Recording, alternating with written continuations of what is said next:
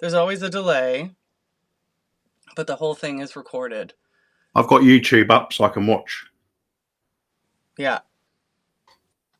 So I'm going to say, let's get down to it, boppers. This is Arusha from Push, a Cure fan documentary.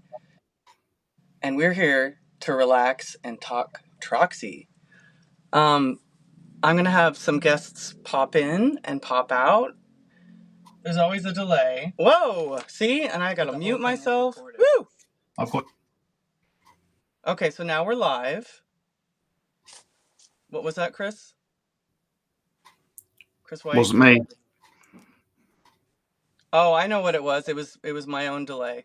All right, so we're here. It's Sunday, November 10th. 9 days after the Cure played the Troxy, which I can't believe. But first things first, thank you all for being here, those who are on YouTube and Facebook, and to my pals here. So let's do a quick introduction. I've introduced myself, Arusha, from Brooklyn, New York, with Push. Chris?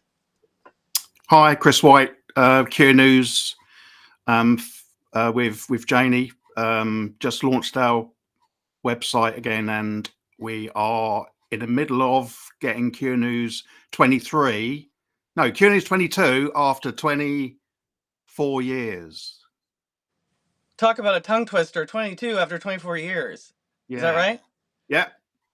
Yeah. So for those who don't know, back in the day before the internet really changed the world, one of our main sources of information to get in touch with the Cure was through Cure News, which we could talk a little bit more about later. But, you know, Chris and Janie ran this official fanzine and got us information, and it was fantastic. And 24 years later, we're going to get a new issue. Hopefully. Yep. And so my friend David, do you want to introduce yourself? Yeah, I'm David Broom from Wigan in Lancashire in the UK. Home of Wigan Casino, if anybody can relate to that. But we're currently away at the moment, so I'm just in a dark cottage on the Yorkshire coast, hence the lack of lighting. So apologies. Who's your little buddy there? This is Neil. Hi, Neil. Okay, now I get why people call you Wigan, because I'm like, who the hell is David Wigan? Who's, you know, like, and it's a place. Wah, wah. Yeah. So, yeah, I'm from Wigan, but yeah, I currently live closer to Manchester. But yeah, so Wigan just differentiates me from other Davids. Yeah, there's loads of Davids. There's going to be another David on here from Spain. So I want to say hello to Diane Salisbury, Stephanie Cassatt, Toni, Bub, Toni Marr, Black Gates of Doom, Janet Holstrom, Dave Knowles. And he says, hi, Neil. And those are just people that are talking on either Facebook and YouTube. All right, so let's get down to it. I want to go back in time and take us back to 2019, because let's pretend that somebody who's watching this knows next to nothing about the Cure and this album, as far as this new album, right? And what just happened and why we're here today. So most people who are going to tune into this know all about the basics of the Cure, but maybe they're not caught up to what's going on as far as this Troxy gig. So in 2019 at the Rock Hall, Robert Smith talked a lot about a new album. I mean, thank God they were at the Rock Hall, right? Because some of us went, hello. And I didn't even know if the Cure were going to show up, because it was not really a British thing. Can you guys hear me okay? Yeah. Okay. I'm going to check one. Hold on. I'm going to check one thing. Is it worse? Better? Worse? Yeah, it's better for me. Oh. Yeah, that's okay. Okay, I'm back. Is that, you didn't hear me at all then, right? Can you hear me? Yeah. Yeah. Okay. So 2019, we were really excited about this new album, and we'd heard about 3 albums. Rock Hall happened. Cut to COVID. World is upside down. We had watch parties. We had Robert Smith, video casting from his room, which was incredible, but we didn't know what was going on with this album. And so there's been all this chit chatter about when's a new album coming out? When's a new album coming out? And then in 2022, we were blessed with a tour in Europe, and we got to hear 5 new songs, right? Is that right, you guys? Correct. Yeah. Yeah. So we got to hear 5 new songs live, which was incredible, and I think it just about floored everybody, especially coming out of the COVID crazy. And then 2023 came, and we went to America, and it was great, but it was kind of a Nightmare on Elm Street because we had all this Ticketmaster BS, and still we have all these live songs, and like hardcore Cure fans or fans that got to go see the Cure got to see these songs live. But still, there was no new album, so there was all the speculation. It's like, is this, are they going to only do it digitally? Are they going to do a triple album? What's going to happen? Neil, I can hear you. It's all good. I love Neil. So that was 2023. Now, before I hand the mic over to Chris White to talk about 2024, I'm going to catch up and say hi to Leanie, who's actually right next door to me. Hi, Leanie. Hi. Mark Ireland, Joyce, Maggie. Hi, Maggie. Ismael, and a name I can't pronounce. Hello. All right. So what happened, Chris, in 2024? So this arrived in the post. What's that? This is the black card to announce the album launch. I didn't get sent this straight away. I was quite cheeky, and I tweeted Robert and said, "Hey, great PR. Where's mine?" And he wrote back and went, "Ouch. You should have got one in the post. I'll sort it out." And the next day, this arrived. The next day? That's Yeah, pretty impressive. literally the next day. Yeah. So that's what happened. That's how everybody suddenly woke up to see that this black bit of card was all over the internet. Random people receiving it. And to this day, we don't actually know where that list came from. Lots of people said, oh, it's because they bought the merch. It's because they were friends with the band. But none of it worked out. No, we still don't actually know how random people got these cards over a period of a week. Right. Very odd. Chris, can you hold it up to the camera? Because it looked a little bit like it just looks like a black piece of paper, and I know that it is, but maybe it's the side. Yeah, keep going. You see how dark that is, you guys? You see how faint? I can't even see it. It's kind of embossed. Right. So when did that happen? Ish. So that was early October, was it? Yeah, or maybe September. Maybe September, late September, maybe. Yeah, late September. Yeah, sometime in September. Yeah. Cool, man. If anybody knows the exact date, please put it in the chat. Yeah, I didn't get a postcard. David, did you? Oh, no, so I was muted then. No, I didn't. Yeah, it was definitely September because we were away in September and it was all around then. Yeah. All right, so carry on. I'm going to try to get Alison in the room. Alison, I can't see your video, so just double check that you've allowed for video.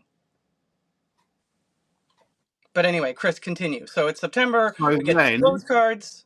And then So what happened after that is suddenly this poster appeared in the Railway pub in Crawley, where the band first played in 1976. Yeah, That just turned up.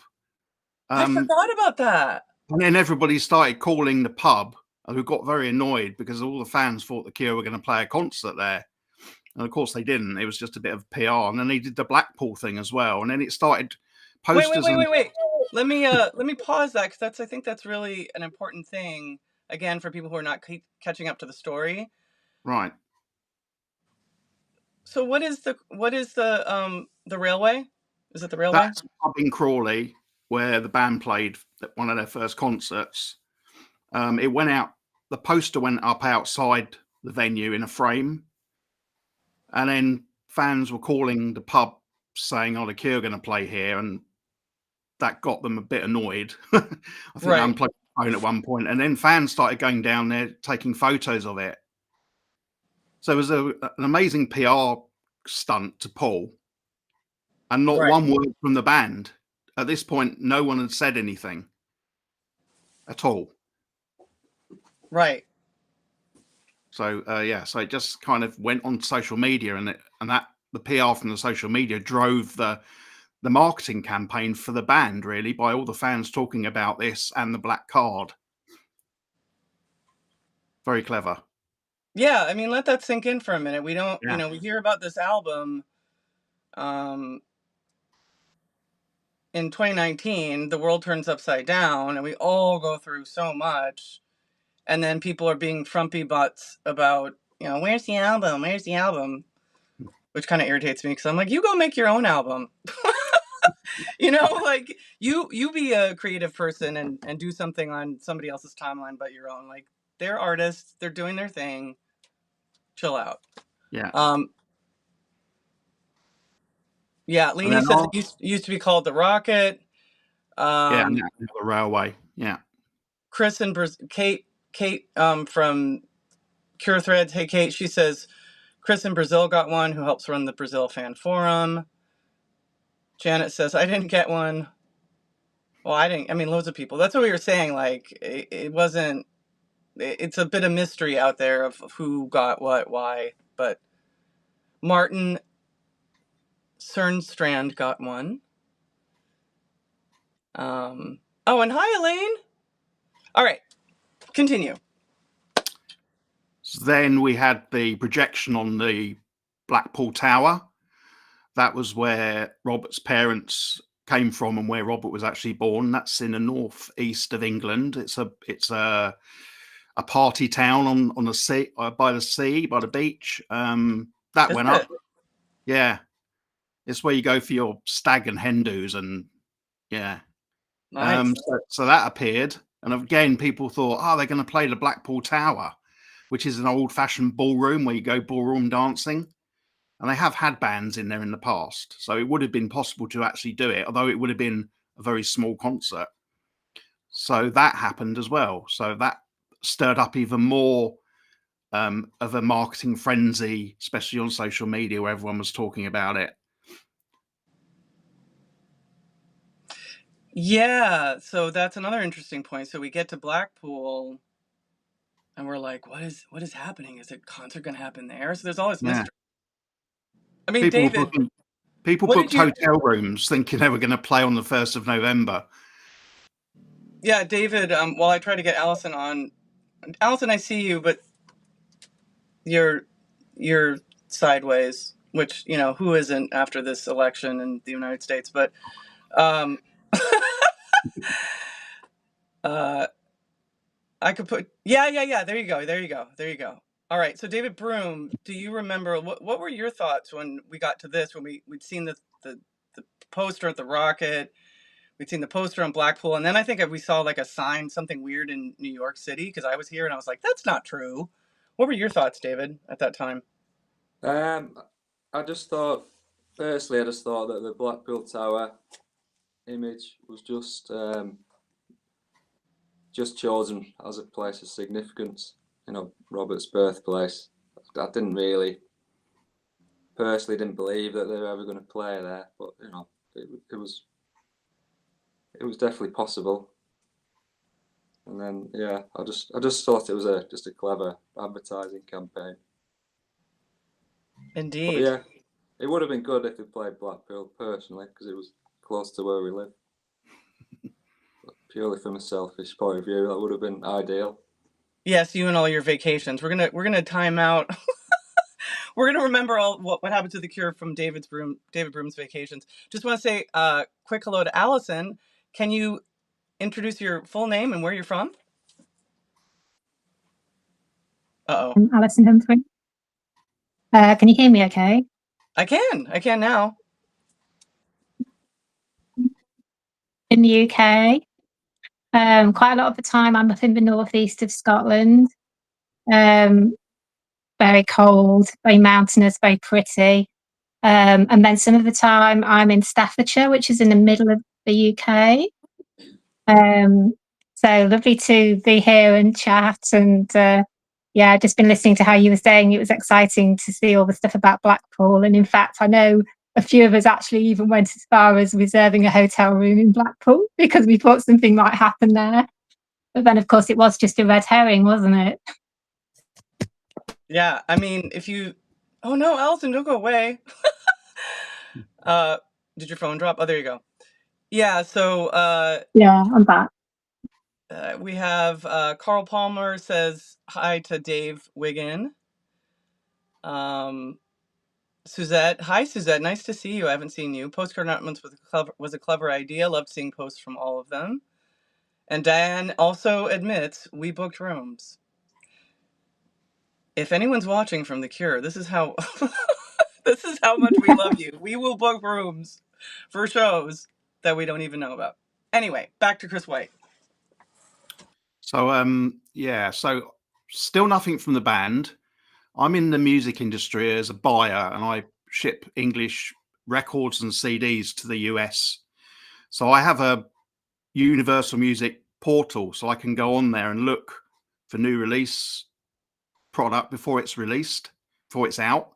And there was nothing on it at all. Complete nothing in there at all. And it was going up to Christmas with Now 1977, which some fans got instead of the white vinyl last week by mistake when they ordered off of the Universal site.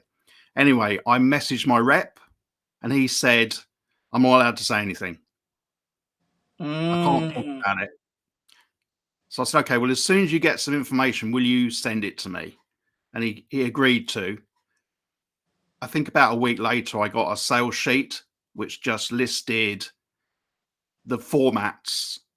And then the next day, everything went up on the internet. That Cure shop where you could buy all the different formats suddenly went up. Still nothing from the band, just that. And then everybody started buying multiple vinyls, cassettes, whatever they could get their hands on, merch. I think I spent about £200. I think maybe more. Don't tell the wife. Right. on all the different formats of vinyl and everything. So yeah, that's what happened there.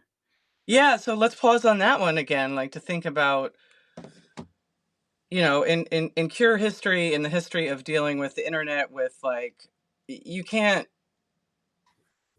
blink if you're this much above being, you know, if you're famous and not have everybody talk about everything at once. So the campaign was really clever because we were all just like, what is happening? And all the speculation and whatnot. And so when Chris was talking about the new website, there's thecure.com, which has been around for 30 plus years. And then there was Songs of a Lost World. .com. I think it was Songs of a Lost .world. Yeah. Does anyone out there remember? There's a lot of chatter and I can't keep up. Tina Marie Coleman, hello. Sophie, Letizia, Natalie. And where's my pal Ruben? Ruben, bro, you're the nerd that I need right now to tell me all the internet stuff. So we had this website, but we also had WhatsApp. Oh yeah, they set the WhatsApp up, yeah. And the website, you had to put in the Roman numerals to unlock a 7 or 8 or 14-second edit of Alone, which is the new song. which was the new song. Yeah. Yeah. The So next day broadcast. Next day it was on UK radio as an exclusive on Six Music. So then we'd heard the song by then. yeah. So Kimberly Peterson confirms it was Songs of a Lost World. Yeah. So we're getting really into the thick of like nerdiness about this, but I just wanted to like set up why this flipping Troxy concert was so important on so many levels to so many people. Okay, so we don't have any concert dates yet. We know this, that now we know now at sometime in October that the Cure's new album called Songs of a Lost World is going to be released on November 1st, 2024. Right? Yeah. Then what happens? The concert. Well, there's the BBC, right? Hi, Christopher. Oh yeah, the BBC stuff. Yeah. So the BBC stuff gets announced that they're going to do a session and a live broadcast. That gets announced, an interview. It goes on to playlists of radio stations around the world. And I think went quite high in the charts in many places. I think got to 40 odd in the UK. Quite good. And yeah, anyone else? Well, I think we were, the thing is that we were, there was a contest, right, to try to get tickets to the BBC shows. And at the BBC concert, I don't know if David or Alison, you want to take this one on. It was so confusing to me. All I knew is that I live in America and I couldn't try to get a ticket. Yeah, so it was a... Oh, you went away. David?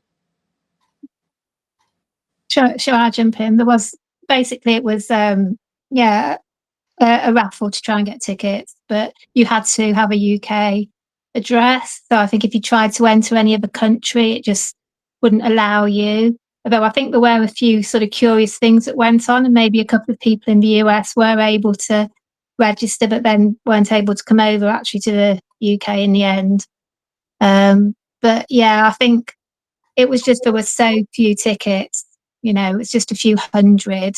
There must have been thousands and thousands of people applying. So I think everyone was just, there's very little chance of us, actually getting anything here. But it was still another part of the whole excitement, the whole campaign, such a well orchestrated campaign to keep our enthusiasm going, get us excited. It was just such an exciting month overall, wasn't it? It was. And I gotta confess, I haven't even watched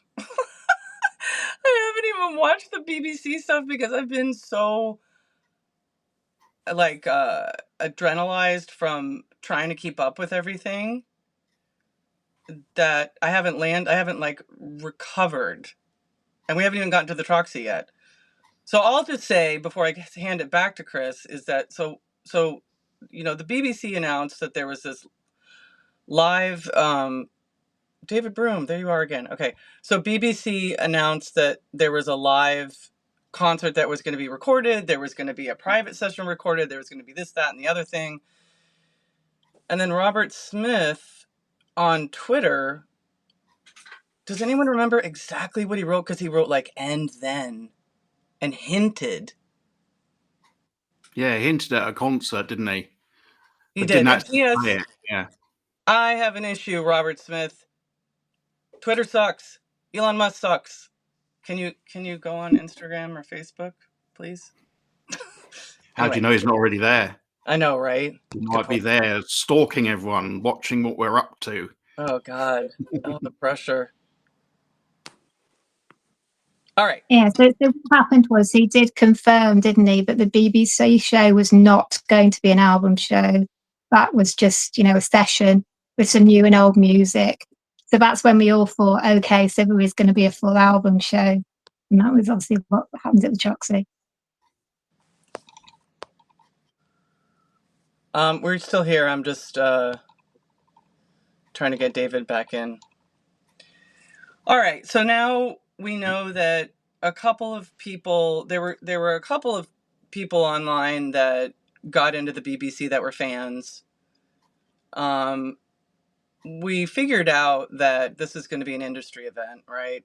So, any industry event, there's going to be 2/3 are going to go to industry, and maybe a third, if you're lucky, are going to go to lottery winners or whatever. And I think some of the Americans, like I do know one American that got in because he had a British friend that didn't even he likes The Cure, but he's like, dude, I got it. Let's go, All right. So how do we get to the Troxy, and what am I talking about when I say that? Chris, do you wanna take it? How did we get to the Troxy? So, I should have done a refresher course on this, shouldn't I, before I came on? It must have been announced on. How was it announced? Anyone? Twitter, Facebook, the whole lot. We're playing a show. Put up a picture. Alison, do you remember? Yeah, again, I think it was quite a lot of different platforms, wasn't it? It was this WhatsApp group that they'd set up, which was sort of broadcasting snippets, Facebook, Instagram, etc. It was quite widespread, I think. And the way they wanted you to actually get the ticket would be to buy some merchandise or an album on the Cure's store. Once you'd bought that, they would give you a code to go in and get the tickets. But what a lot of people didn't realize is that there was a line underneath it saying no purchase necessary. Right. By UK law, you have to have that. So you didn't have to actually buy anything in order to get that code. A lot of fans got caught out and rebought stuff when they really, really didn't need to. So I think that was a bit naughty of Universal to allow that to happen. They should have been more clear. It was under the terms and conditions. When you read that, it said you didn't need to buy anything in order to get the code. Just fill out your details. So everybody did that, bought more stuff, or already bought it by, I think, the 13th of October was the deadline, or something after that. And then after that, you couldn't get the code anymore. So many people obviously had multiple codes because they went and registered on different email accounts, but had already bought the merchandise or the CDs. So I had like 4 codes, I think, in the end. Right. Didn't do me any good, but I had 4 codes. So that's, I think, what happened. Right. Yeah. So I got a code, and me being in the States and dealing with life and personal stuff, I was like, I almost didn't even try to get tickets. So what the Troxy show was a proper show. Now that we're talking about it, actually, I'm remembering, because people were saying that, oh my God, it's an album release. The BBC is an album release show. And I think, don't hang me from the rafters, Cure Town. But I think Robert on Twitter said, actually, the BBC is not an album release show. And that's when he did the ... So the Troxy show was presented as this. We're going to play the album in its entirety at a small venue in London as a one-off. And the Troxy holds at maximum 3,000 people. And that's if you're configuring it in, whatever, multiple ways. With only 2,000 tickets to be won by fans. Right. Yeah. left 1,000 tickets for industry and guest list, which Right. was mostly the circle of the venue, the balcony. Right. So yeah, so here comes the exciting part. So this concert, this tiny, I mean, it is 2024. The Cure are more popular than they have been probably since 1989. You'd Yeah. say? What do you guys Yeah. think? You think I'm right on? David, what do you think?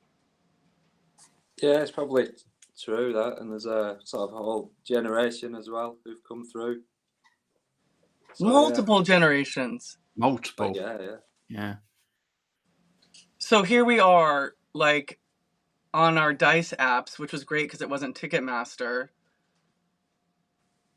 all bidding hundreds of thousands of people, probably. I don't know how many, to get into this 2,000 capacity venue. So part of the reason why I selected the people that I selected in this is because we all have a slightly different story of how we got in to this concert. And I wanted to do this today because I want people to feel included who didn't go in, who didn't try, who maybe are, disabled and can't go, who don't have the money, who tried and tried and tried and tried and failed, who have FOMO. Because hopefully this will give you JOMO, bro, the joy of missing out.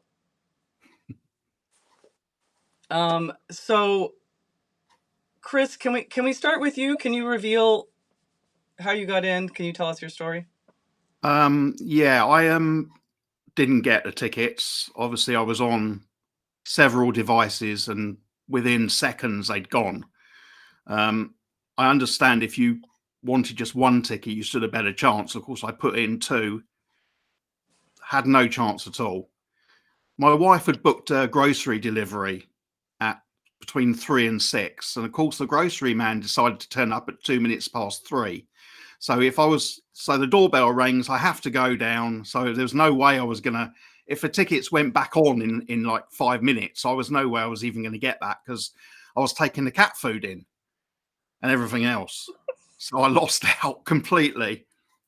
So hey ho, there you go. I was done. There's no way I was going to get in. So I resigned myself in the belief that I was not going to this concert. I've seen The Cure every UK show since 1986. 85. No, I missed some 85 shows. Apart from Glastonbury, the last Glastonbury they played, I didn't go to that because I couldn't get a ticket because you can't for Glastonbury, and they announce the bands after they've sold out the tickets. Right.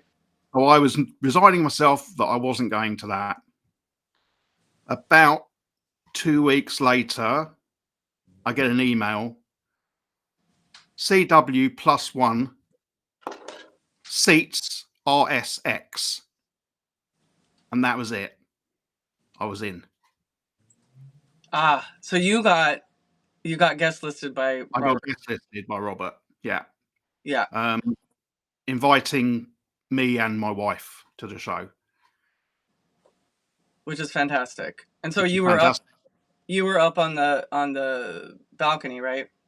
I was in the balcony. I was front center row A. Not too bad. Yeah, not too bad. Yeah. Behind me was a table with Tim Pope and his family and Dave Allen and Paul Cox, the photographer. So Dave Allen is a famous producer and produced loads of Cure albums. Tim Pope, the video director, as everyone knows. They were behind me. So we were in row A. So we didn't have anybody in front of us, nobody filming in front of us or talking. And next to us, the Pedro Mandalorian sat next to my wife. Pedro, whatever his name, Pedro Pascal. He's my boyfriend, you guys. Yeah, he's my boyfriend. He was in he played one of the actors in The Last of Us. Yeah, just kidding. He's not my boyfriend. But I do want to interrupt and say hi to Cindy, who's asking if Janie got to go. No, Janie, who runs Cure News, did not get to go because she was traveling. She was on a ship. Yes. Tina Marie is here. Who am I missing? I'm missing a lot of people. Ben Crawley, what's up, bro? And Ben Crawley says, what's up, David Broom? And there's hello to Alison. And somebody said cats need their food. And for those of you that are split between YouTube and Facebook, just know that there's chats going on both sides. Okay, so Chris has got the coveted guest list, you know, the thing that dreams are made of. Now, let's move on to a slight nightmare before something happens. David Broom, what's your story? So, just jumping back slightly before the story, I remember being at school and probably asking the teacher, what's the point of learning Roman numerals? What use will that ever be? 40 years later, we found out. So, yeah, I tried for the Troxy tickets. Sorry, this little man's wriggling about everywhere. Yeah, so I, like thousands of others, hundreds of thousands of others, went onto the Dice app, just found that it immediately froze. Yeah, I didn't get tickets. But yeah, I was kind of half expecting not to get them, so it wasn't too much of a disappointment. I was, genuinely pleased for friends who did get them. Really? You weren't. I. Come on now. I saw you. Let's not lie, because there's a lot. I'm not saying you're a liar, but I'm saying there's a lot of people that are watching this that didn't get to go, and it's sort of like you say like I'll be okay, I'll be fine, but then you were like meh, like I want to go in, man. So you weren't that disappointed before the concert, is that right?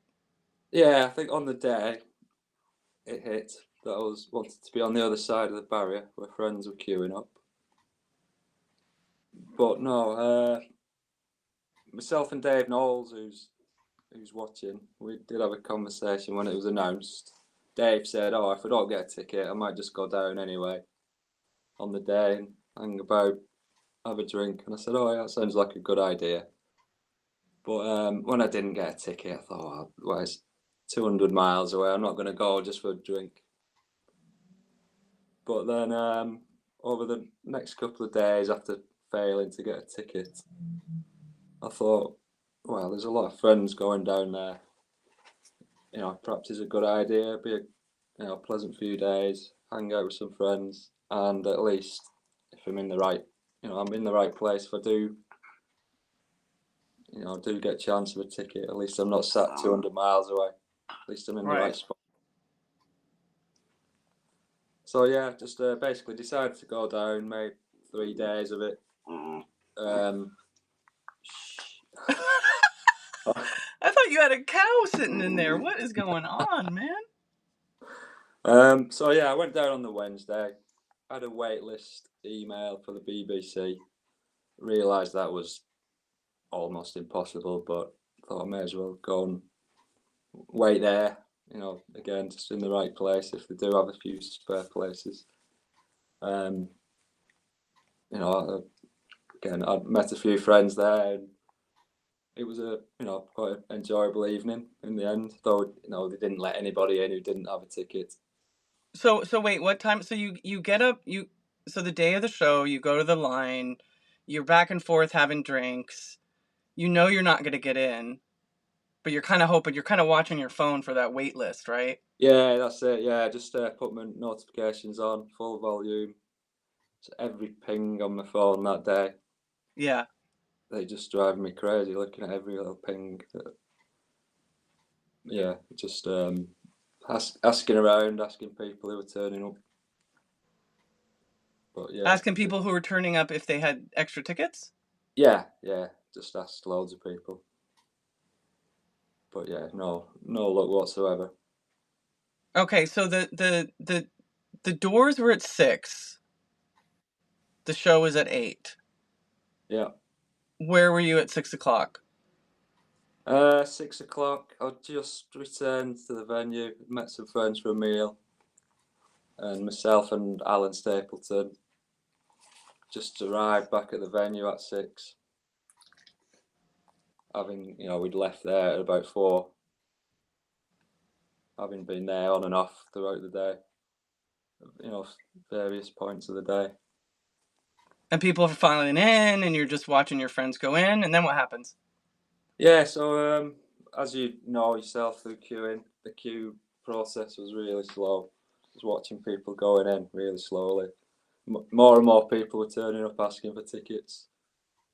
So there were quite a few people out there searching.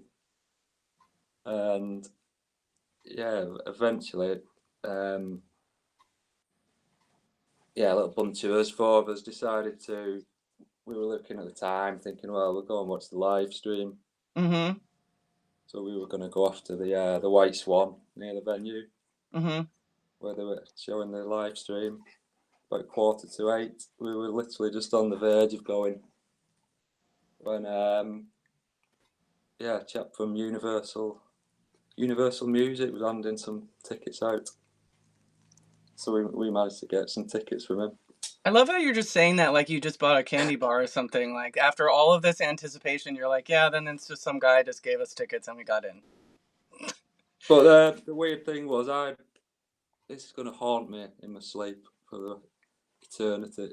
I'd spoken to him an hour earlier, and he was very vague. I thought he was trying to basically sell some bits of paper at some ridiculous price. He didn't explain himself properly. So he had an hour earlier, he showed you a piece of paper and you just thought he was a really poor photocopy of a DICE QR code. He didn't explain who he was. I thought he was trying to sell me this piece of paper. Right. And he didn't explain himself at all. So I kind of just smiled politely and wandered off. But you got in. Yeah, an hour later, I saw him. He'd get past a piece of paper to another guy who'd been trying to find a ticket. And I thought, he's fallen for it. What a sucker. He's bought this piece of paper. So I watched him. He got it scanned and went through. So we suddenly entered panic mode. Basically shouted this other guy, the guy from Universal. And he said to me, I offered you one an hour ago. Oh, no. Ouch. So I didn't think he was going to give me one because of that, because I turned him down. But yeah, he handed us, the rest of us, handed 3 of us tickets. 3 of you. So it was you and Alan.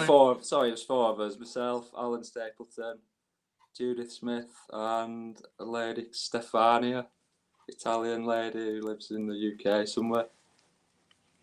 Yeah, so she had like this Stefania had a diary, like she's seen The Cure since like 1984, right? Something like that, something crazy. Right. Yeah. So so you get in. Yeah, we still didn't know if they were going to work, though. We had seen one person use this piece of paper off this chap, and he'd got through okay, but we still didn't know, was it going to work or was everyone identical? Right. But yeah, it worked, and we got in there, and we're just stunned. That's amazing. So where were your seats, or were you standing? There were seats, up in the circle. Just kind of midway up in the circle. So when we talk about circle, you just imagine like that there's like my face is the floor. Like there's the stage. How can I, there's the stage, and then there's the floor, and then there's a balcony, and there's like where Chris was, which was the first sort of balcony tier of guests, and so we Boy George's. Yeah. And so you were up above that? Those. Yeah, we were slightly above those like booths where Chris was. There was some booths just below us with like guests. Well, that's brilliant. That's brilliant that you got in. Okay, so now Alison, what is your story? Yeah. Well, I suppose in some ways my story is a little sad, but it's also really happy. And I wouldn't have missed what happened for the world anyway. So I tried to buy a ticket with everybody else and, sold out. So I know some people went back on after a few minutes, but I didn't. I was just like, no, it's not going to happen. And then obviously over the next few days, saw lots of people saying they had got a ticket, lots of people saying they hadn't got a ticket. So my friend Mark Hex, who I think maybe some of you know, he organises a lot of Cure adjacent parties. He does quite a lot of stuff in the post-punk world overall. Actually, he also does Morrissey parties and Peter Hook, and he's a musician himself, and he does online events. So he'd already jumped in and said, "Oh well, we're going to have a pre-party at the Troxy for people who are going." And I thought, well, do you know what? I'd like to do that anyway. I need to go to London sometimes for work, so I can, make that happen. Mm-hmm. I thought I'm going to do that. And then also a couple of days after the actual tickets had sort of, been distributed, Mark also said he, Carl Tapia and Frank Drake, who again, I think lots of us know, they're going to do a post party. That's going to be at another pub in the area, the White Swan. There was actually both a pre-party, then there's a Troxy, and then there's a post-party. So I thought, well, 2 out of 3 ain't bad really, is it? I can go to those 2 parties. Sometimes you want to listen to The Cure on your own in a room. Sometimes you want to listen to The Cure with friends. And I thought, this is a moment that I want to listen to The Cure with friends. I want to have a communal experience. And that is what I had. So we went to the pre-party. In fact, Mark, it was quite funny because Mark said, well, I've sold out the Star of the East, but actually nobody's here because a lot of people have just gone straight to the line. And they bought tickets, but in the end, they'd just gone to the Troxy. So there weren't as many people as you might have expected, but it was still very cool. What I would take away from it, the positive of doing something like that is you don't have to do all the waiting in the line. Obviously, I did come to the line, particularly because I wanted to give you a big hug, Arusha, and make sure that you were fine. Thank you. But, the bonuses, the bonuses of seeing a live stream in a pub with your friends, you can have your glass of wine, you've got your facilities nearby, you can sit down, all of those positive things. And then we could have a dance when the stream was on as well. You could sit down, get up. It was a lovely experience, even though I wasn't there. And another thing that was really nice for me was that I'm part of a little group called Pure Arts Collab, which Kate Gotchinsky, Forget About Stars, she curates that group. So we also were having a little Instagram side chat, those of us who were watching the live stream. And there were people on there from all around the world. There were lots of people in North America, people in South America, people in Europe. And again, we were all watching it together with somebody in Australia. So she says, it's 7:00 in the morning here. I've got the windows open. I'm blasting the sounds to my neighbours. So again, that was something extra that you wouldn't have been able to do inside. So, I just think there was so much great stuff going on. I felt part of a big communal event. And it was so beautifully filmed, wasn't it, by the camera people? They made you feel like it was very much like the 2018 Hyde Park show. It was so well filmed, you felt part of the event. So that's my story in terms of the sort of a pre-part and watching the stream. And then I did go to the post-party. And again, lots of people were there too, all sort of sharing what had happened. So, yeah. Well, I mean, I still think I was lucky to be there. You still think what? I still think I was very lucky to have the experience that I had. I love being part of the Cure community. I love, all the friends that I have here. So I wasn't going to be sitting in my room on my own. I wanted to be with my friends. Well, Alison, if you could teach a lesson to the world on how to be like a shining light and a bright, positive force, I think the world would be a better place, because the majority of people who tried to get tickets couldn't get in, right? They couldn't get in. There's just no way. There was no physical possible way for a lot of people to get to this thing. And then, with the way that the world is now, it's hard to not be butthurt and negative about it. But you're right. You didn't have to wait in line since 4 a.m. like some people.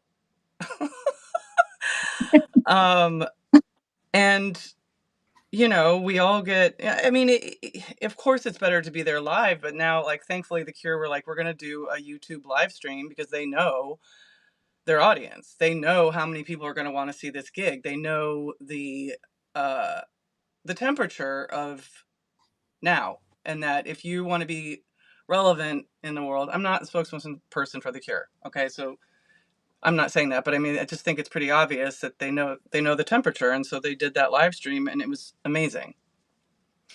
So I'm going to tell my story, which I still can't believe, honestly. So some of you know, I've been dealing with a lot, like really, really serious health issues. And so I'm coming from a place of like, I dealing with health issues. I started a new job. I live in America. Going to England for this concert was like, I'm not going. Like, how am I going to go? Right. But I knew myself well enough as a Cure fan that I was like, you know what? I have to try. Because if I don't try, I'm going to have that little bug, like, what if I could get in, Because I'll do that to myself. I'll self-sabotage an opportunity in order to, like, not feel bad about it. But then if I don't try, I'll actually feel worse. So unbeknownst to me, I was one of the luckiest. I don't know. I feel so lucky because I was literally like, basically, my job right now is I'm a glorified sanitation worker. I work on rain gardens in New York City. So I stepped outside of the office, like, because I was doing like paperwork, and imagine just being like in an environment where nobody gives a shit about the Cure. Nobody knows any of that stuff. You're on your phone in New York City. It's like 10 whatever. And I get on my Dice app, and I'm online with tons of people. Everybody's trying to get tickets. I got it within seconds. Standing stall. And I couldn't believe it. I was like, I kept looking at the ticket and like looking at my email and going, how is this even possible? Like, how did I get a ticket so easily when all of my friends are saying it's sold out, it's sold out, it's sold out. They're getting errors, or they get tickets, but they get it later. Mine was like, so I just had to blow a bazillion gajillion dollars on a flight, put that on my credit card.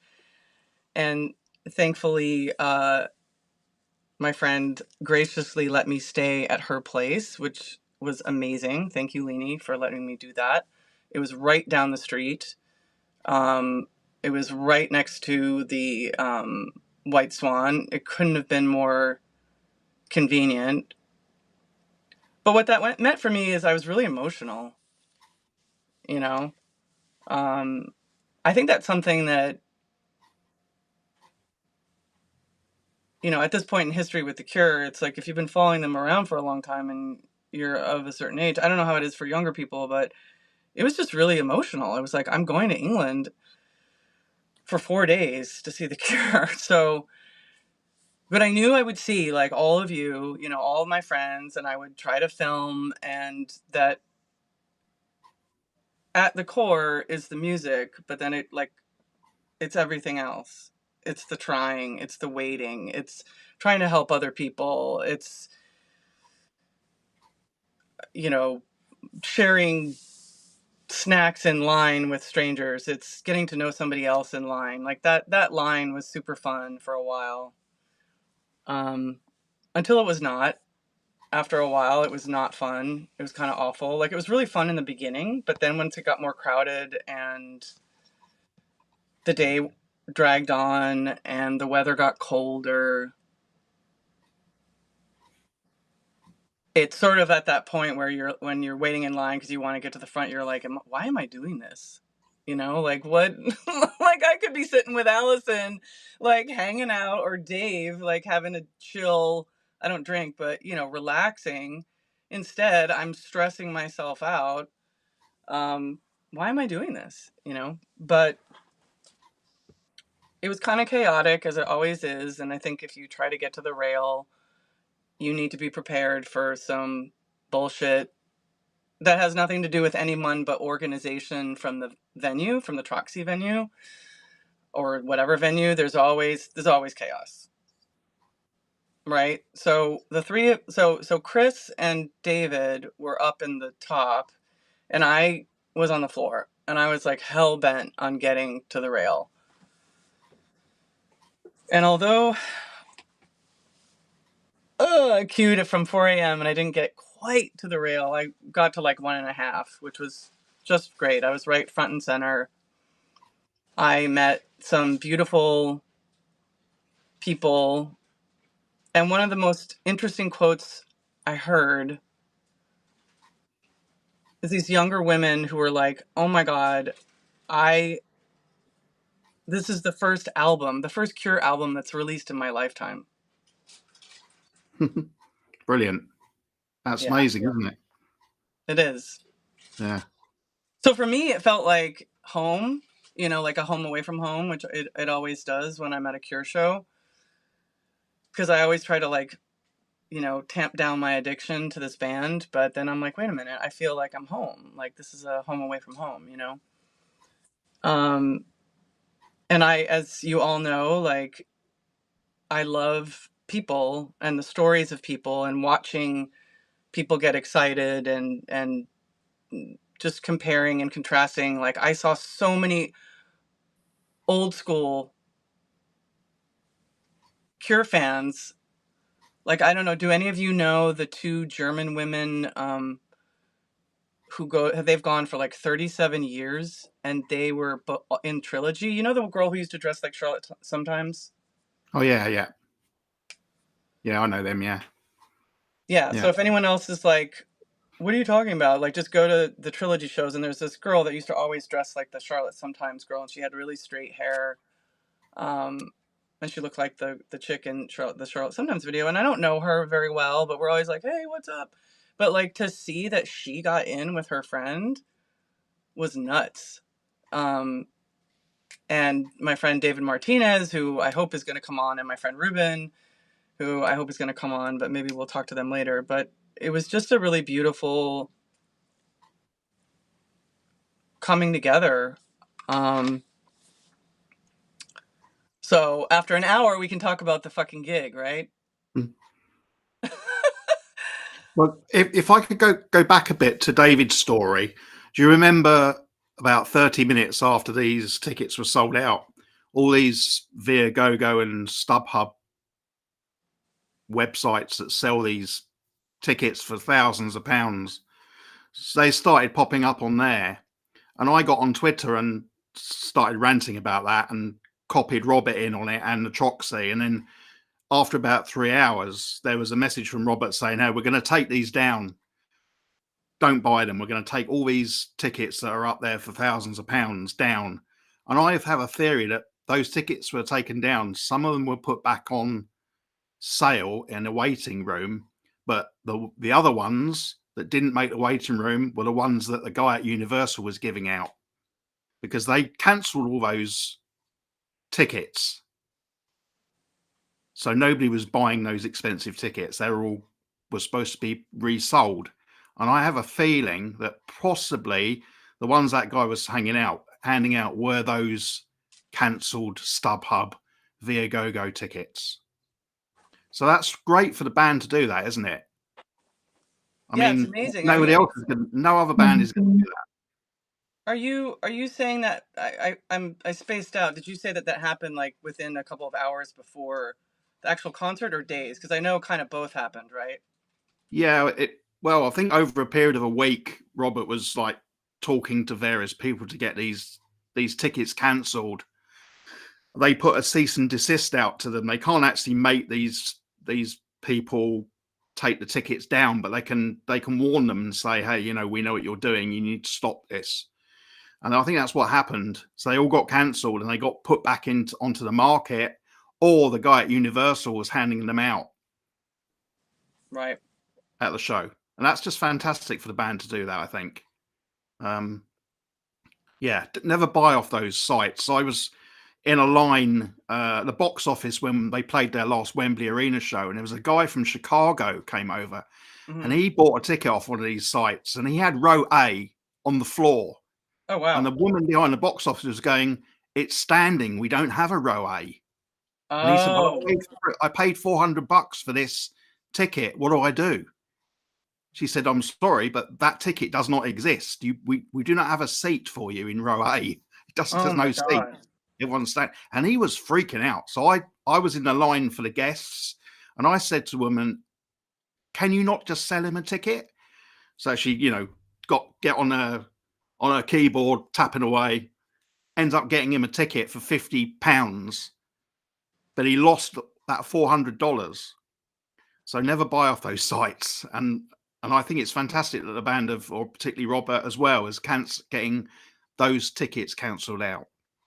So yeah, so sorry to go back on the story, but yeah, I thought I'd No, I mean that's the thing, is like we could talk about this stuff for hours, right? We have more people coming in. There's Jenny, Victoria, Shirley, Joyce, Dana Dale, Izzy. Did anyone manage to get tickets from those sites? We'd love to know. I'm sure some. Well, I hate to say it. I just highlighted something I didn't mean to. Sorry, Dana. I don't know why this is highlighted. Go away. I have this. Go away. There we go. I don't know if anybody got in. I guess, we'll never know. But the takeaway is like, that's another important thing. Actually, the tickets for the show were very cheap, right? Yeah. And there were people that bought tickets off of the Viagogo, but I don't know how that works. As far as like scalpers and stuff. But I think the more that like we try to say like don't buy those tickets, don't buy the tickets, the better, Yeah.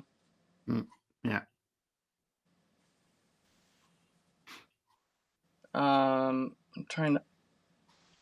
Oh, Kimberly Pearson says, I lost almost $300 from the whole Ticketmaster tickets crap for the first MSG show last year. Still bitter, but grateful for the Cure's advocacy against Ticketmaster. Yeah. Ugh. But anyway, so let's talk about the gig. So I'm assuming that most people who are online with us today probably have watched the gig on the live stream, and like what Alison said, the camera work was incredible. I haven't been able to watch the whole thing because I'm too emotional for it, but I can tell you one of my observations, which I wanted to share, was that, hey, Kurtie! Sorry, I just got distracted. And Toni Marr, hi! And hi from Melina. So one of the things that I noticed from being really close is that, the first bit of the album, I hadn't listened to any of it because I wanted to be surprised live. I didn't hear War Song, I didn't hear Drone No Drone, blah, blah, blah. So I really, really, really like War Song. I could tell that it was harder. There was a little bit of like technical back and forth. For these new songs, there was more gaps, right? As there is probably with anybody playing new songs live for the first time in a bazillion years. But it was all well received. It sounded great. And then when they came back for intermission, what I thought was absolutely lovely was that you have the traditional things that Cure fans do. Clapping during a forest, clapping during Push, OOOs during Play for Today. And I felt like I could see the energy shift with the band. I could see like the back and forth of like shift. I saw them smiling. I saw this like, again, like this community thing, which is at any gig where, where the band's been around for a while, but that was something that was really special to me. Yeah, put your hands in the sky. Yeah, There was a lot of that. How did that look from the balcony? Well, that put your hands in the sky went away for a couple of years. People stopped doing it, and I always did it. I don't know why. I think it started in '92. I always did it anyway. And I saw at this show, there must have been real hardcore fans there who had seen the band back then, because they were putting their hands up when he says, "Put your hands in the sky." People to the left and the right were going, "What's going on? What's this? What's going on here?" And Yeah, and Peter the Pascal or Mandalorian, whatever. Mandalorian and the guy in the bear who was sitting next to me, sitting next to my wife, that was their very first Cure show. So imagine them experiencing that with the audience reactions, as you say. You get the typical Cure reactions to the songs. So it's interesting. Yeah, that's kind of fascinating, actually. So all those like famous people who, all the people want to take their photos with, and it's great. Like the pictures of Pedro dancing is amazing. But for me to be up front and like these, like jumping beans, like the guys, like there's a really tall guy. I forget where he's from. People know who he is. He's always at the front, and he was jumping like a maniac. And there were people again from all over the world, and we were all just like in sync, doing all the things. It was so fucking beautiful. David, how was it for you? You got to unmute yourself. Sorry, help the aged. Yeah, exactly.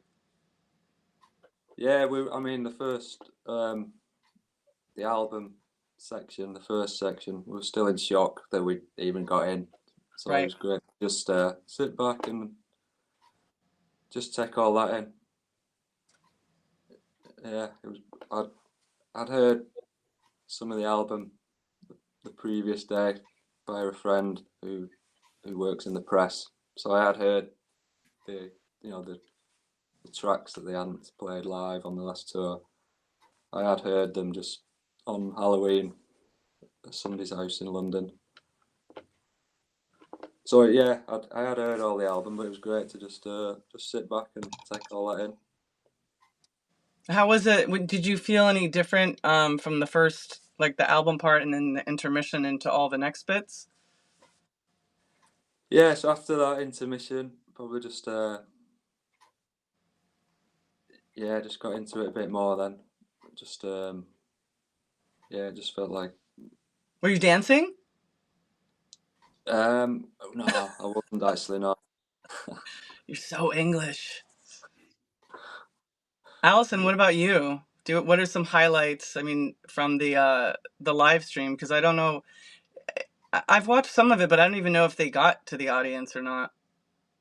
Yeah, no, I mean, like I said earlier, Arusha, it was so well filmed. You got all the little interactions between the band. There was a moment, wasn't there, where Robert said something to Roger about you've done a lull or something, and you immediately, they captured that and it came through, and we were just sort of saying, "Look, what did he just say? What did he just say?" And during the pop encore, everybody was dancing in the pub, so the energy was really high there as well. It was a brilliant live stream. I just can't describe how well filmed it was, but it brought you in so well. And I think I've seen people say, obviously Tim Pope made us a beautiful film of Hyde Park, but it took him months using all his cameras to make it. And that was a live stream, and it was just so beautiful. Yeah, well, that goes into I think whoever was behind, because when you do a live stream like that, you have like 10 cameras or whatever, and there's somebody at the switchboard. This is everything is this. There's somebody behind the scenes that's looking at all of the camera angles and making those decisions. Right? They're sort of like the director, producer of the live stream, and clearly, I think you can tell when that person is somebody who's seen this band play before.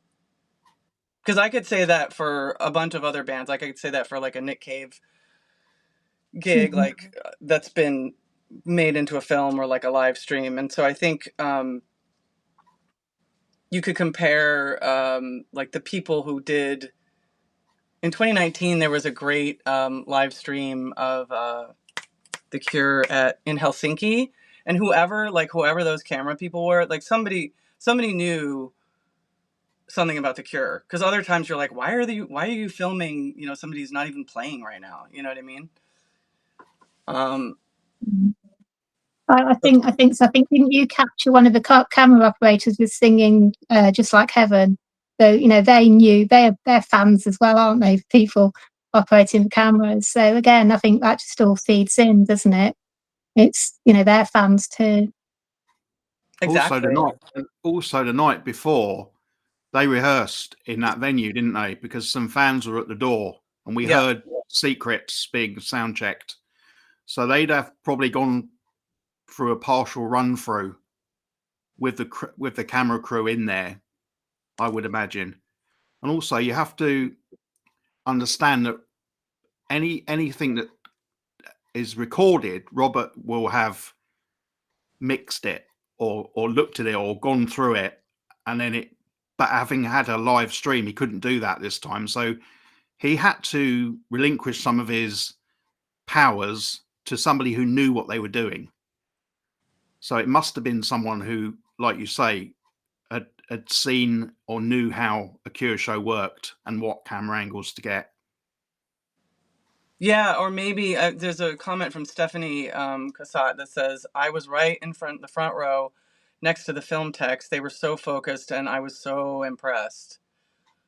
A lot of hellos that I can't get to them. Claire Adams says, I spent the whole show with 3 complete strangers due to one beautiful diehard fan selling me her +1. We were thanking our lucky stars that we got to be there. Where else would you make these beautiful connections with people? Yeah, so I kind of wonder, actually, Chris and Alison, if maybe the night before, you know, because if you're going to have a live stream, you're going to hopefully have a rehearsal, unless you're at a festival where you're maybe, I mean, I don't know, maybe you don't, I'm assuming you don't have the time, but this was such a focused, specialized gig. And because it's a small theater, there's actually, in some ways, possibly more opportunity to get more focused on who you need to focus on at what time. So, you know, for all we know, I mean, Robert could have given people storyboards. You know, they could have said, like, you know, I don't think he did, but I'm just saying that there is a possibility that some of that conversation happened the night before, which is kind of interesting to think about. But then some of it is left to chance. And Alison, when you were talking about this camera person, so I'm right in the center, and to the right of Roger is a camera woman. And I used to work in the film industry, and even though there are plenty of camera women now, it's like it's been a dude's world, you know what I mean? So I was just like, yes, there's a woman on stage, you know, that's so awesome. So I watched her back and forth, and then when Just Like Heaven came on, she started singing, and it was so tender because she had her job to do, right? She has to stay very focused, but you could tell that she was getting lost in the song. She was like, I'll run away with you, you know, singing that. So I got a little bit of her on with my own camera. But yeah, I think that's part of the magic of The Cure.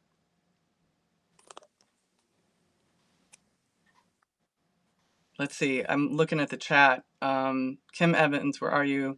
The sounds were more intimate when it's a small venue. This is Kate. The sounds are more intimate when it's a small. You're not just hearing the drums through a PA system. You're hearing the ambient live sounds. Well, hard to do in a giant stadium. Stephanie says, I could see their notes printed on the film desk. Oh, wow. Oh, you could see the notes of the film people printed on the film desk. That's amazing. All right, what about secrets? Anyone? The song. Yeah, man. When was the last time you saw that? Oh, so it would have been the when they played the 3 albums, wouldn't it? Back to back. Yeah, yeah. I don't think they did it as well as they did before. I don't think. Really? Yeah, I wasn't sure about Reeves' acoustic guitar work. He missed some stuff there, I think. It's one of my favourite songs on that album anyway, so it has to be perfect. Sorry. I was kind of like flying around to Robert's lyrics because I don't, on the album the lyrics are understated, right? The way that it's mixed, it's pulled back, just like Yeah. the whole album is, which is brilliant. So in this one, it was very like out and over the other instrumentation. So I just sort of floated along to that. David, what did you think? I mean, I can't recall if I've heard it live before. I'm not looking back. I can't really remember. I wasn't at that trilogy show. Yeah, so that was the first time. I'm not 100% sure if I ever heard it live before until they rehearsed it on the Thursday night when people were lurking at the stage door. I was obviously heard them rehearsing it then. They sort of ran through it a couple of times the night before. Oh yeah, how was that soundcheck experience? Yeah, so that was good. Obviously, we were just on our way to the pub near the Troxy and got tipped off at the rehearsals. I think it was Stephanie who mentioned the rehearsal was taking place. So we diverted down there. And, mainly because I didn't have a ticket at the time. I thought this is, as near as I'm going to get to it. And they mainly ran through the 17 seconds stuff. So yeah, it was good to hear that. So were you like, if you, just so people who aren't there can visualize it, if you see the front of the Troxy, like if you look at the front, you'd go back to where the trucks were loading in, because I went there for a minute. And the cool thing about the sound check is that, there was a guard by the door where the band or whoever, people working were going in and out, but they had the door open. Yeah, I think that was because, as Chris mentioned earlier, they were running through the live stream practice or whatever, setting up the video truck. So the massive cables were running along the floor. So they physically had to leave the stage door open to accommodate that. Okay, so that makes it even more interesting because now we're talking about, if you can imagine, Stephanie's inside, right, at the show, and she sees the notes from the people mixing in front, because they're probably, this is super nerdy, but I would think that the people in front are looking at what the camera people are doing, right? And so they're like, all right, here's my notes. Maybe they're talking over the walkie. I don't know what they're doing. And then that live is going to like base camp, which is actually outside. Base camp meaning like the base of where they are mixing the live stream. That's kind of cool. I didn't think about that before. So how many people, Dave, were there at the sound check? Say 20 maximum. That's 15 awesome. to 20. Yeah. I think it started at about 6, or the band had got in at 6. I think we were there about 7. It went on till about 9, I think. Oh my God. But yeah, they eventually finished like the video practice. So once the cables had been taken away, they shut the door, so you couldn't hear it as well then, and they were kind of coming to a close. So we left at that point. So yeah, I think we were there for about 2 hours. I think it went on like another half hour maybe. Ben Crawley says they would have played Secrets at Royal Albert Hall Reflections. Well, yeah, like all the Reflections was the last time. So 2011. I was just super jazzed to see that because I'd forgotten that I had seen Secrets. And like when you're a Cure nerd, you're like, I want to see every single song that they've ever recorded. And we've been spoiled because they always change their set list. They always introduce at least one new song, you know? And that was the one. And then they brought back M, which was beautiful, right? What was the song? Do you guys remember, or anyone watching? There was a song where Robert was like, blah, blah, blah, blah, blah, blah, blah, blah. God, what was it? It was a pop song. And Simon was laughing, and they were all just having like a really good time. I don't know if he screwed up the lyrics. I don't know I don't know what it was, but he just completely just went off the rails. It was like in the chorus. Oh, the I'm in love went wrong, didn't it? That was the one. That went completely wrong. I don't remember.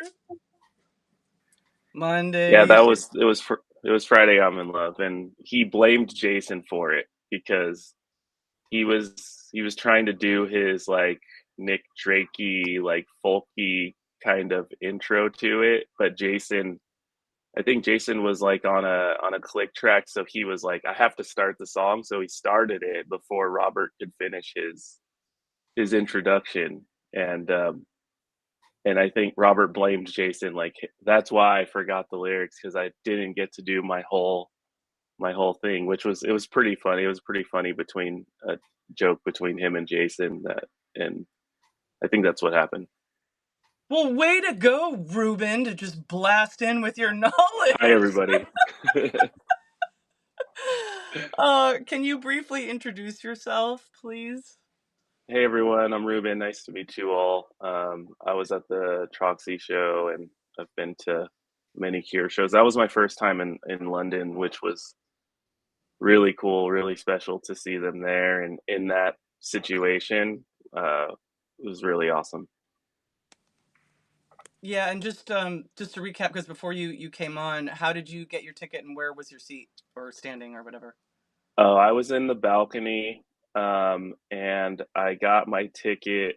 I was traveling for work in Brownsville, Texas, which is like the most southern point of Texas. And I was on cell reception, so I didn't think I had a chance. So when the tickets went on sale, my goal was to just click through as fast as I can, meaning I wasn't gonna change the option that they were giving me. I was just, whatever I saw, I was going to try to check out. And when I saw they wanted to give me one ticket in the balcony, I just clicked pay, and it went through immediately. Had no hiccups, no delays, and I just honestly I couldn't believe it all day. I was like, "There's no way I got through that quickly." And just reading all the messages on the Facebook groups and hearing about all the troubles people were having, I for the whole day I couldn't believe that I got a ticket. I just kept checking the app, making sure it was still there, making sure that it didn't get canceled for any reason. Um, but yeah, I was really lucky in that sense. But I kind of had a strategy in that way where I was like, don't be picky, just make sure you get in the room Right. type of mentality, and it paid off, I guess. Yeah, I couldn't believe it when you texted me. It was like, "Did you get a ticket? I got a ticket." I was like, "What? What are you talking about? I got a ticket. You got a ticket. You're West Yeah, Coast. I'm East Coast. Let's fucking like gangster this shit up." You know what I mean? America, here we come, or right? London, That or was so whatever. weird. So weird. But all right, we're gonna take a tiny pause because I need to go back to what your breakdown, Ruben, because you're so good at remembering details. But Stephanie, who clearly needs to come on to an episode of this show, Stephanie reminded me that it was close to me that I was talking about.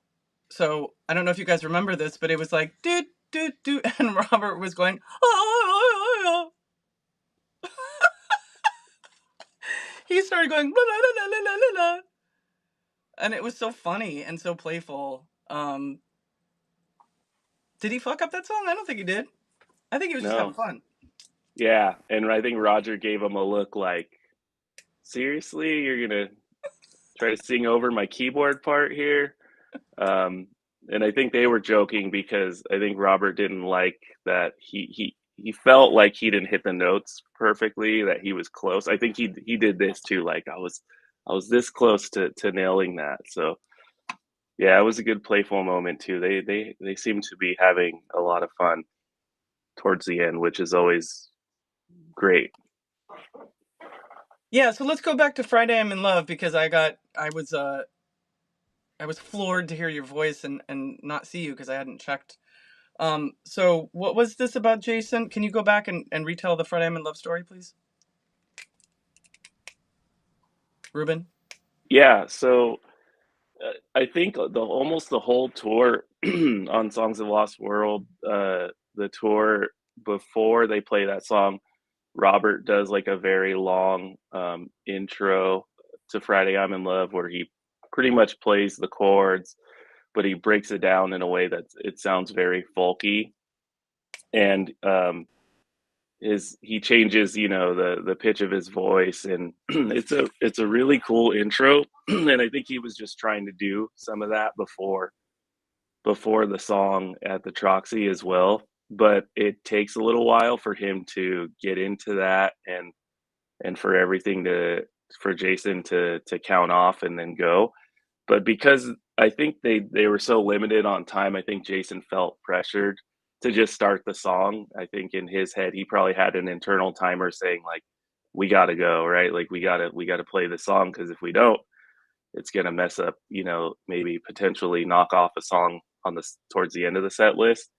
So I don't know if Jason, I know he has like a click just to like start on time, but who knows if there was like a producer in his ear too saying, hey, like here's the time that you have to hit, like go, right, or something like that. That's what I don't know. But it was really funny because Robert messed up some of the lyrics, and then when they finished the song, he had joked that Jason had messed him up because he didn't get to finish his elongated intro into the song.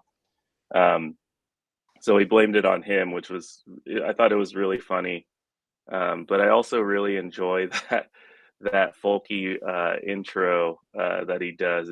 It's really cool, and I think hopefully it keeps it fresh for all of them too, right? Like that they've played that song 1,000 times by now, so you wonder like for how long will they be able to play it where they can still have fun and enjoy it. It looks like they're still doing that, which is great. I also noticed that Reeves, he's introducing some new interesting parts to that song that I haven't heard before, like just different patterns to the riff. I don't know if anybody else noticed that on the call. If you notice that his guitar parts are a little bit different, a little bit more almost on the country side of things to what he's playing there. Anyone? No? No comment? What? Well, that's something to go back and listen for then, because like if you go back and listen to the live stream, they did a really good job of like highlighting what Reeves is playing there. Sometimes in the live show, you're just so caught up in the moment, you're like just singing and dancing and hugging your neighbors. Right. But what's cool about the live stream and that being available now is you could just go back and be like, okay, what was Reeves playing, right? Or like, what was Perry playing there? And Right. I'm so glad they made it available. Oh man, you just reminded me that there was it War Song where you can see very clearly the part that Perry's playing? There was some new song where I was watching. Yeah. Is it War Song? There's a few where you're like, they zoom in on Perry and you're like, oh, okay, that's what he's doing. That's how he's adding to the song. Like, End Song comes to mind where he's doubling Robert's guitar riff, but he's also using his vibrato or his whammy bar to like really make it sound like kind of, you know, ghostly and haunting in a way. And I'm like, oh, okay, that's what he's doing. It's hard to see some of that stuff, even when you're on the rail, right? But when you go back and you look at a live stream, and yeah, you could see a lot of that I haven't Since seen interesting the, stuff going on. since Perry's come back, he's got a lot of flack on social media, hasn't he, about him not doing anything on stage. But because he's not leaping around and doing stuff, doesn't mean to say he's not working on the stage playing his instruments. right. And Yeah, did you see, was it Donna posted a very detailed set list and it showed exactly the parts that Perry was doing? yeah, That was really interesting, wasn't it? and Where I was feel really that? bad. Sorry, Yeah, Chris, just real quick, Alison, where is that? I haven't seen that. I think it's on Facebook in one of the groups. So I think, as Chris pointed out, there'd been flack. So Donna posted a picture of the set list, but it was very detailed. So it says Perry keyboards, Perry pick. So it just shows you a little bit more about what he's actually doing in each of the songs. Yeah, I think I need to find that, and just anytime some ding dong like wants to be a ding dong, then I'm just gonna post that, because I get too tired for looking at all those people who are like, what is this? Because I've said this before, and Chris, I'm gonna get to what you were saying. Is like, so okay, there's two parts that I'm gonna say. First of all, this is a band that has had an iteration of 6 band members to 2 band members to 1 band member, kind of. Like, the top was kind of all written by Robert, right? And then he had to expand out to 5 people playing at one time. It was also a different era. They're younger. They're using different instruments. You know, there's no like Logitech lights, and just a bazillion different variables, right? So you have these songs that not every song needs 6 people. In fact, I would argue that most of the songs probably could do with 3 people. It could be Robert, Simon, and drums, you know? So, you know, okay, and they need the keyboards and whatever. But I mean, just the point is that he's there, he is playing, and I noticed on War Song specifically, because I was right up front, I think it was War Song, where I could see his guitar part, and I just was super into that song. So yeah, he gets a lot of flack. He does not deserve it. It's so dumb. So, Chris, what were you going to say? Just that he's, you know, Robert's guitar tech, Jeremy, is now Perry's guitar tech. I had a chat with Jeremy after the show, and he said he's still under a lot of pressure to make sure things work up there for him. So it's like no way he's like miming or faking it. He's actually playing those instruments. And like you say, it doesn't always need 6 members to play a song. I don't know if you noticed, he stepped away from Boys Don't Cry at the end. He wasn't on the stage, was he, at the end? Well, He's there's left. a few. There's a few. Isn't there? Yeah. Yeah. But anyway, stop hating. Stop the hate. Please. He is the Yeah, nicest I mean, guy. He looks after all the Cure fans in '96. And I've told this story countless times when we were in Portugal. Got me backstage. We raided the food from the rider, and we took it outside to the Hungarian fans and distributed it to them. And that was Perry doing that. He had a hoodie and he stuffed bread rolls in it, fruit and all sorts of stuff. And he, you know, come with me, let's do this. You know, let's go and feed everyone.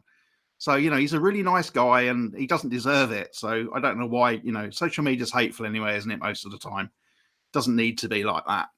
yeah, So if anybody's listening to this and you don't like Perry, well, don't say anything, please. Yeah, exactly. Sorry, yeah, just jump in. People saying he doesn't, claiming that he doesn't do much. You know, there's plenty of other gigs where you go to and, you know, the members are multi-instrumentalists. People drop in and out on songs. Went to see Tindersticks the other week. You know, some songs there'll be 3 band members. Some other songs they'll all be playing. You know, so why should it be any different with Perry? Just because he's not knee sliding across the stage, that's, putting lighter fluid on his guitar doesn't mean he's not contributing. I don't understand where it comes from. Oh man. Yeah, I think no, well, I was just the gonna other say, thing like, that let's go ahead, Arusha. Sorry.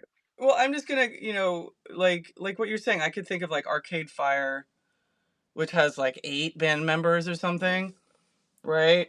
Or an orchestra, or again, my second favorite band of all time is Nick Cave and the Bad Seeds, and there's, you watch the band live, and there's all these dudes in suits, and like for Red Right Hand, which most people have probably heard because of that TV show. But there was at one point in time where there was a guy on stage. I don't remember which Bad Seed it was, but he literally just stood there the entire time, not moving, except for when he went dong to ring the red right hand. Bow, you know what I mean?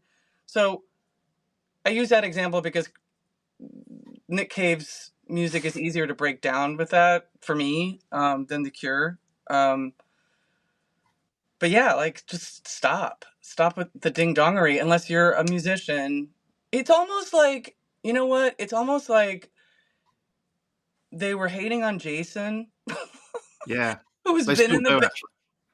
he's been in the band for 28 years now, 30 years. And I think there's somebody on this thread who's a drummer who can say, like, yo, dude, like, the guy is amazing. So they just, if it's not Perry, it's Jason, or bring Pearl back, or, whatever. Like, basically bring back, like, my nostalgia time, because you guys aren't real people, you're toys. That's how I feel. I'm going to get fired. But anyway, continue, Ruben. Go ahead. Yeah, Ruben. I was just gonna say it might be easy to get fooled too, with what Perry is doing, because I think in the interview Robert said like, "Hey, we brought him back because we wanted to round out the sound and fill it up and bring some more depth to it." So I noticed a lot of what Perry is doing is doubling parts, right? Making them sound a little bit bigger than they normally would with maybe just one guitar, one 6-string bass. Mm. So I just think like maybe to the naked eye, it's really easy to get fooled and just say, hey, I don't hear what he's up to because he's doubling the parts. But I think that's also what's helpful with the live stream is if you go back and you see what he's playing versus what Robert's playing or Reeves, then you start to understand, oh, okay, like, and you can potentially hear it too. I think a lot of audio it relies on visual, right? And so like maybe when you're out there and you can't see what Perry's doing because he's off to the side, or because he's not knee sliding or making crazy guitar faces or anything. Maybe that's what some people need to like really pick up on what he's doing. But yeah, I'll just say that it really is easy to get fooled in what he brings to the band at the moment. He's not front and center, right? He's not in Reeves' slot anymore, but he's still there making an impact. And like, I really appreciate him being on stage, to be honest, like just because I think The Cure's always been best as like a 6-piece or a 5-piece, in my opinion. It was great when they were a 4. It was great when they were a 3 too. But I really do appreciate like the full sound. Well said. Well said. Somebody says, Carl Palmer says, bring back Phil Thornley on bass. just to say like the ridiculousness, and they're saying that like Reeves gets ding dongery. So, I mean, I'm going to get ding dongery, after doing this. Somebody's going to say that I'm whatever. So that's the online world, right? Yeah, we all will. Yeah. Yeah.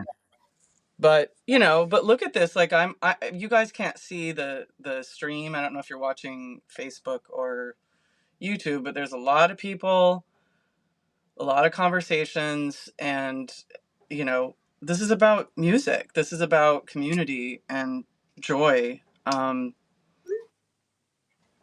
I think that like for me, the overall takeaway of the Troxy gig, I mean, I don't know, I have so much to say, but again, like, it was really cool to see that the new songs played from start to finish, and I understand now more about why there's only 8 songs on the album, because I saw it live. It makes sense to me, like, the order makes sense, the highs and lows make sense. I could understand musically the choices that were made, and perhaps why, like, It Can Never Be the Same is not on the album. But Ruben, I want to hear from you a little bit more about what your impressions were of the first, that first album set. So I was at the venue the night before when they were rehearsing, Mm-hmm. and I had like my ear to one of the side doors when they ran through the whole album. They rehearsed the whole album that night, and I was kind of blown away a little bit just because I didn't realize how powerful it was going to sound, especially live. And I'm sure them all being together in the room has something to do with that, right? Like the energy that they bring to those new songs. Mm-hmm. You can really tell Simon gets up to play all of those new songs, especially songs like War Song and yeah. My impression was a little bit. It was interesting because I don't think Robert was singing a lot to the newer songs. They were just more concerned about musically getting them down and running through them. But yeah, I really liked the new album. I thought it was perfect as they opened the show. Hey, let's introduce the new album. Let's get it rolling. And yeah, I'm very pleased with how everything worked out. I noticed there was like a crackle sound in the audio for the first maybe 4 or 5 songs. From where I was sitting, I could hear a crackle, and I didn't know if it came through on the live stream. And I went back and I could hear it a little bit on the live stream. So I don't know what that was about, but it sounds like they worked it out. Not sure if anybody else noticed that from where they were. But yeah, other than that, I think the new album is great.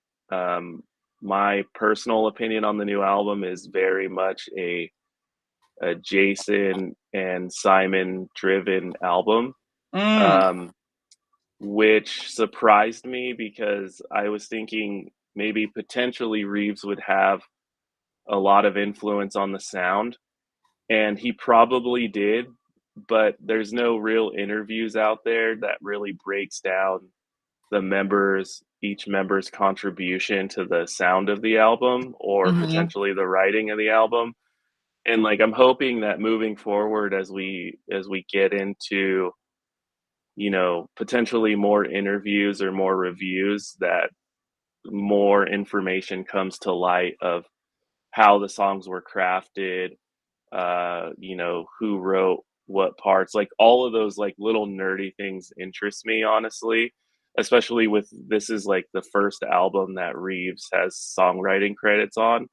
I'm very curious to hear from Reeves on like how he influenced some of the parts and like and all those things. But yeah, overall, the show and the new album really, like, to me it feels like a breath of fresh air. Like it's a second wind for the Cure. Like I it doesn't feel like the end to me. It's, I guess, my impression of everything. It feels like the beginning again, which is really strange.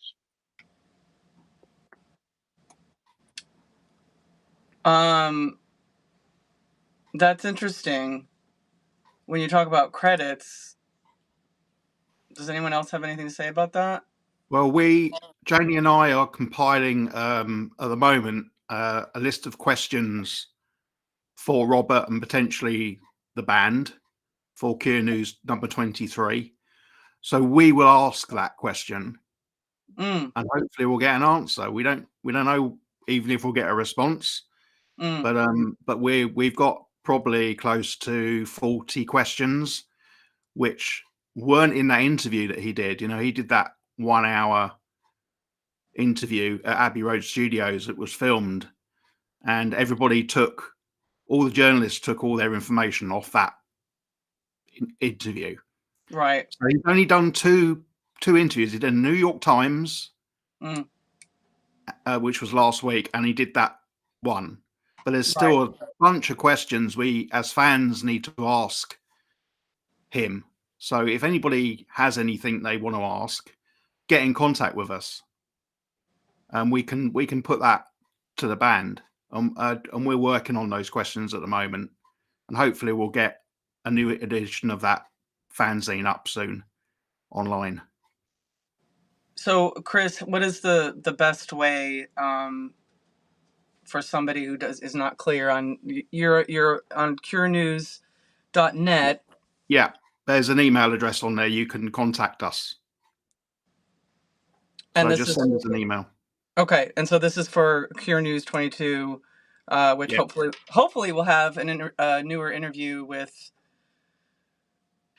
Not necessarily an interview, but a set of questions that we put to them, and they can answer them. So they're fan questions, like we did in all the other Cure Newses. We asked fans to put questions to the band, and they answered them. Right. Yeah, so it won't be as an interview as such. It'll be just a set of questions. Right. Okay. Yeah, definitely. I'll try to put that in the chat afterwards. For some reason, I can see that the chat coming in on my phone, but I can't see it on the YouTube and Facebook. But Kate Cure Threads says, interesting point, Ruben. One thing I wonder when I listen, Reeves' influence is his tone effects and freedom of style, especially Drone No Drone. Noticing that most of the songs have distortion on Simon's bass, which is usually the exception and not the rule. Noticing that most songs have distortion on Simon's bass, which is usually the exception and not the rule. Yeah, I mean, it's interesting to me that Ruben, you were saying that this is a Jason, like the drums and the bass, the Jason Simon album, because other people have noticed that there's a lot of high end on the recording, and that Reeves has a more sort of forward voice, so to speak. I haven't really given it a full listen yet because I just listened live. So Alison or David, do you have any thoughts on what Ruben said, or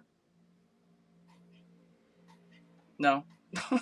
I was muted. Yeah, I was just going to say, I know Kate goes quite often to see Reeves' side project, Doom Dogs, and that's very improvisational, isn't it? So I think, that is his style, and I'm sure he is wanting to bring a lot of that to The Cure as well. I hope to see them one day. I know they sound amazing. I mean, Doom Dogs is like completely different. That just like 180 degrees from The Cure. It's completely improvisational.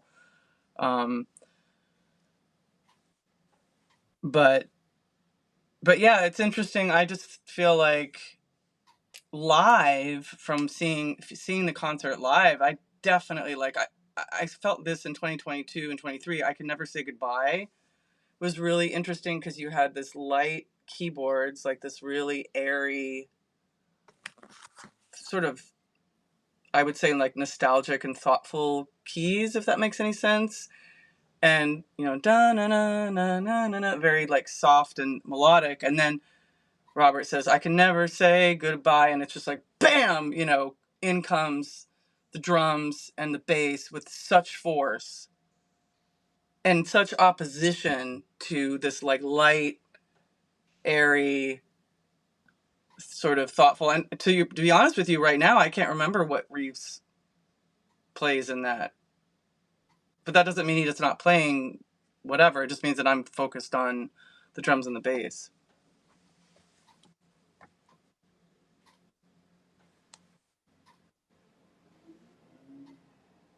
And then?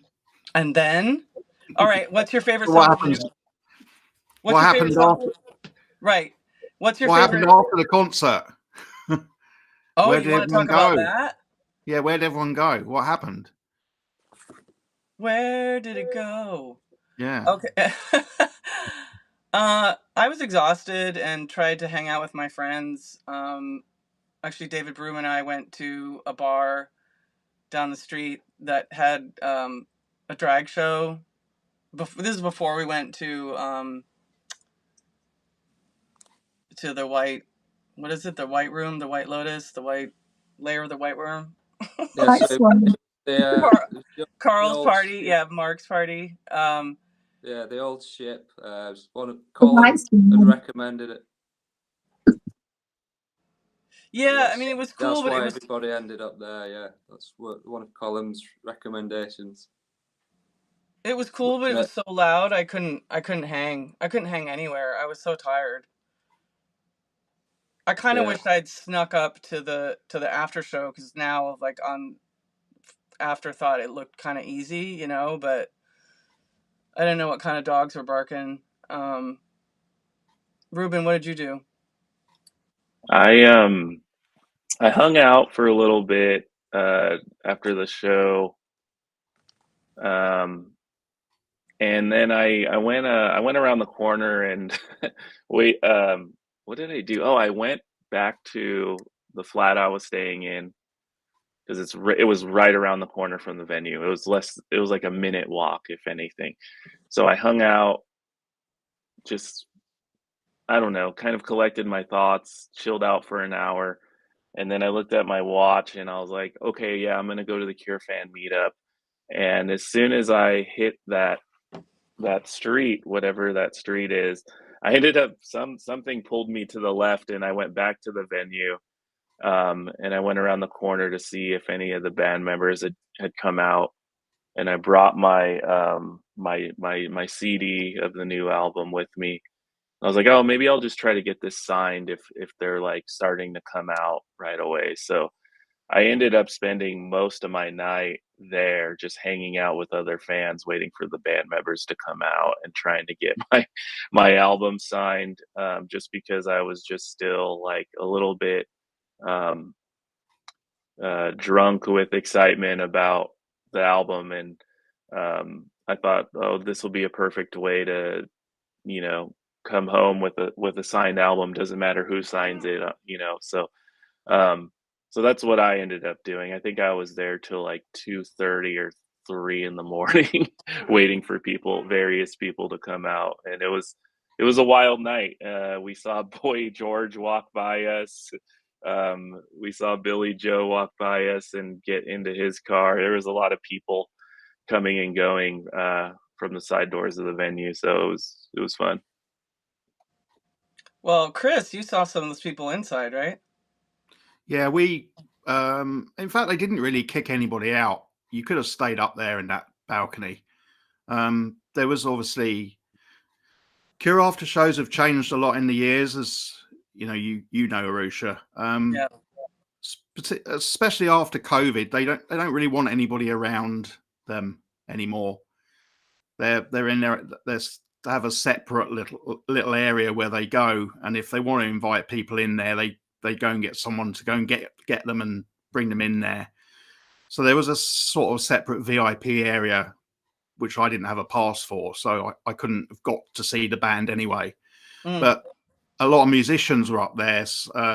My Bloody Valentine, Mugwai, all sorts of people, Ride, Boy George, a lot of industry people, and you could have just stayed up there. Nobody really kicked you out, even though they didn't ask to see your passes or anything. It was just basically a bar that you pay for beer and stand around and chat to people. Right. And that was it, really. But didn't Robert come out? Yeah, he came out as we were leaving, actually. I think it was probably around about 2 a.m., maybe a little bit before. And immediately he gets mobbed. And he got mobbed by famous people. Everyone wanted a We're picture not with the him. only ones. There was this guy that kept getting in the way And I would never go up to him and push, but he kept getting in the way. And then a couple of days later, I thought, that's Kevin Shields from My Bloody Valentine. Oh my God. I was like in his face, like immediately. I think they're like tight bros though, aren't they? Aren't they like? I think so. Yeah, I think so. Stuart and Elizabeth from Mogwai, his wife, they're just lovely, and they know the band very well anyway. So they're with Robert, and we just sort of kept out the way, really. So yeah, to me, after shows are more about seeing the family of the band out there, because I've known all those people since they were babies, and now they're kids and they've got kids. So for me, after shows are like, seeing the band's family and their immediate family and catching up with them, which is not always nice. Well, but also like what you were saying is, I think at one point there was a more of a meet and greet, like us little people were there, you know what I mean? Which I'm not taking a dig on anything. Things change, people get tired. God knows I was so tired. I was like, just couldn't even speak. But I like what you said about him being mobbed by famous people, because, part of the thing about Cure Fan Doc is like trying to uplift just being a fan, just being a person who's like so passionate and so moved by what they love that maybe they're going to do some crazy things. Like maybe they're going to fly to England for 4 days to go to the Troxy. Maybe they're going to go down from, I forgot, Alison, how long you said your trip was, but maybe they're going to take a trip and they don't even have a ticket, but they know that they're going to have a good time. Maybe like David Broom, they're going to stand around and go back to the pub and, maybe doubt, like they're going to try. Right. Well, it's all about community, isn't it? We're a community of fans. We're experiencing it everyone is experiencing it in different ways, but at the end of the day, we're coming together as a group. Exactly. Yeah. Yeah, and just to say, Arusha, you're a really key nucleus, but a lot of people come around. So I've lived the Cure for more years than I care to remember, but I came back to them after a long period away, and one of the times that I came back was during COVID, when you and Carl were doing the watch parties with There With No Face. Yeah. And that was an amazing community thing during the most awful period of time for all of us. And you made that happen. And now you go on making things happen. So thank you for doing that through personal difficulties. We all appreciate you and love you. Girl, you're not going to make me cry again. Come on. I agree. Totally. You're amazing, Arusha. Never give up.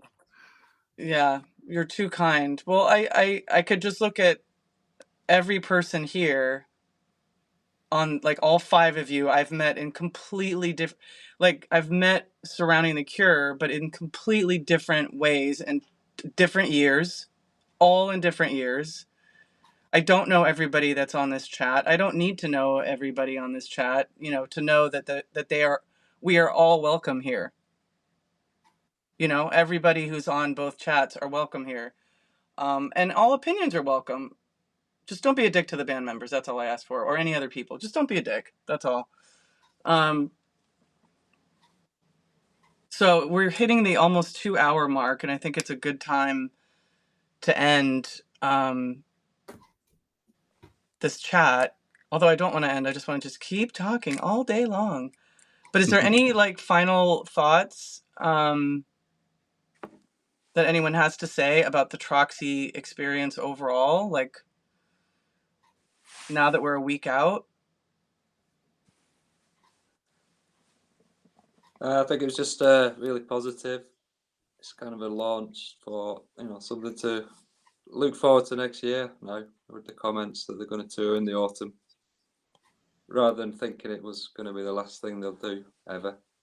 It still could be, but it does seem that they're going to play next year. And then, yeah, obviously more people will get a chance to go and see them who didn't manage to get to the Troxy.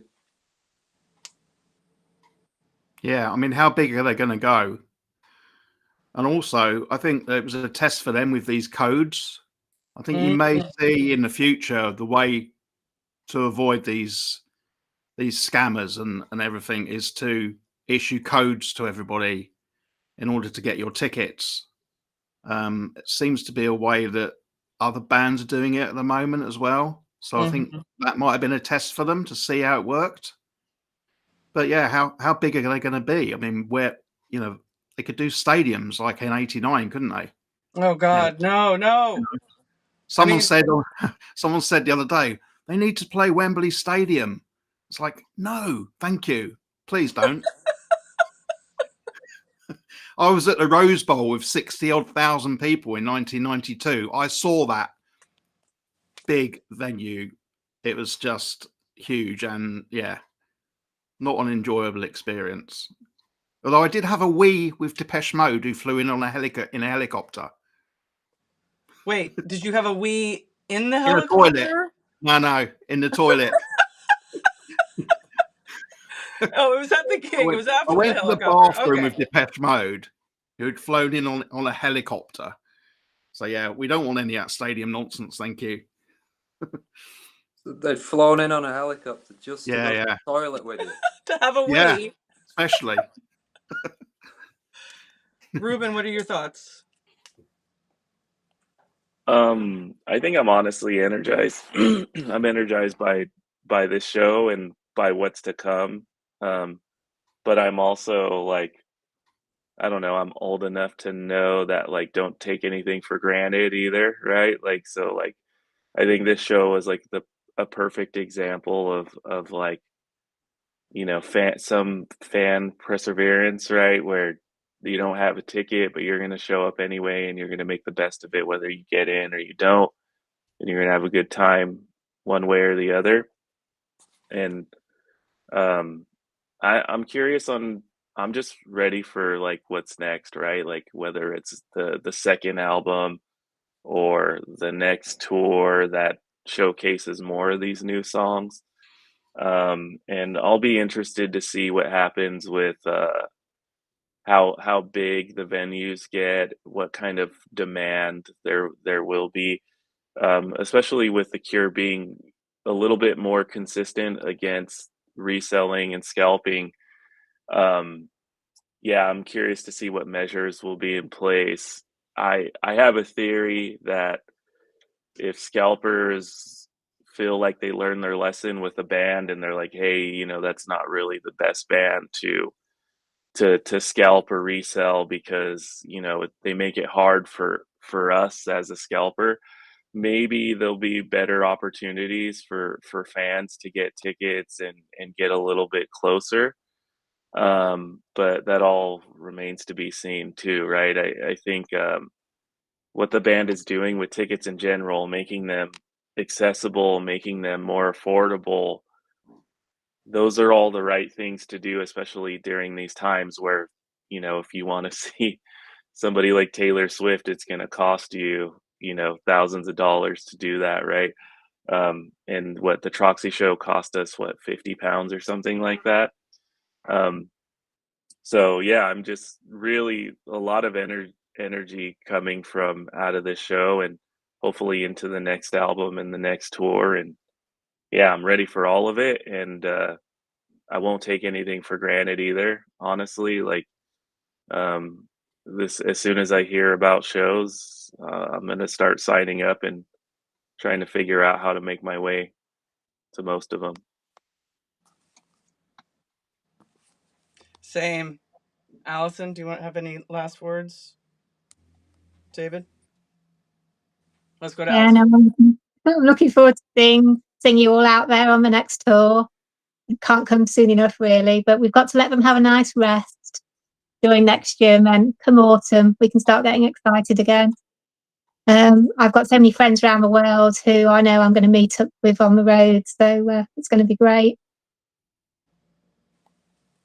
David, we'll be watching your vacation schedule to see what to remember what the Cure's doing.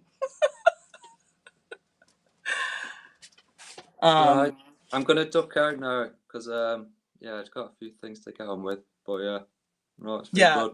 Yeah. Go ahead. Yeah, so yeah, I'll leave you all to it. Well, Come on, we're gonna yeah. wrap it up because it's been 2 hours, and you know, like I said, we could ramble on forever, but we got to save time for the next Cure fan doc live chat, which I think I'm gonna try to do if I have the energy every other week again. I got a special guest coming up for the next one. But thank you all so much for being here, and yeah, community. That's what it's all about. And I think somebody in the live stream, I just want to say, you know, Alison, to your point, we all started talking about after.